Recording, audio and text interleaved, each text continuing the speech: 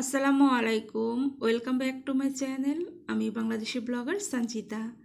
আশা করি আমার প্রিয় ভিউয়ার্সরা সবাই আল্লাহর অশেষ রহমতে অনেক ভালো আছেন।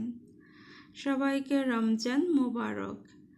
আজ আমি শেয়ার করব বিটরুট সংরক্ষণ পদ্ধতি। এখানে আমি বিটরুট ছোট ছোট করে কেটে নিয়েছি। কাটার আগে বিটরুট ভালো মতো ধুয়ে নিয়েছি। ধোয়ার পর আমি ছোট ছোট করে কেটে নিয়েছি।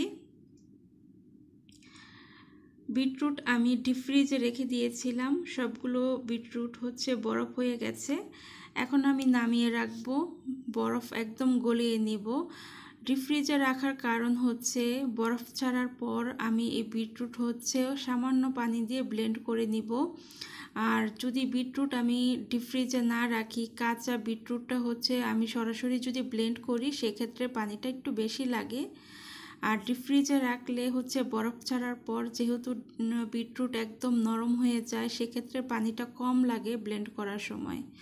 তো আমি এখানে ব্লেন্ডার জারে সবগুলো বিটরুট ব্লেন্ড করে নিয়েছি খুব ভালোভাবে মিহিন করে নিয়েছি।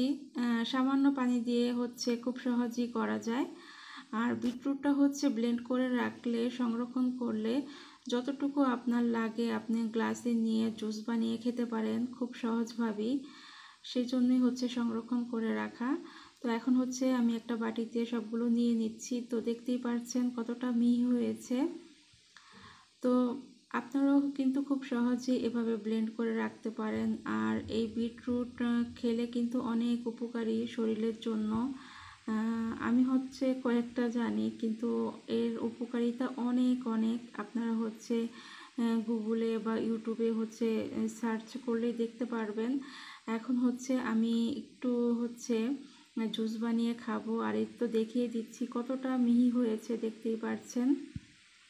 খুবই সামান্য পানি দিয়ে আমি ব্লেন্ডারে ব্লেন্ড করে নিয়েছি বিটরুটগুলো। আর এখন আমি একটা গ্লাসে 1 চা চামচ নিয়ে মিশিয়ে নিচ্ছি। মিশিয়ে জাস্ট খেলেই হবে।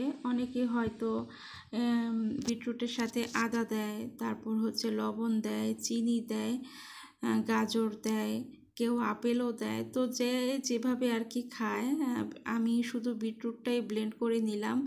আর এর সাথে কিন্তু আপনারা গাজর দিতে পারেন, আদা দিতে পারেন।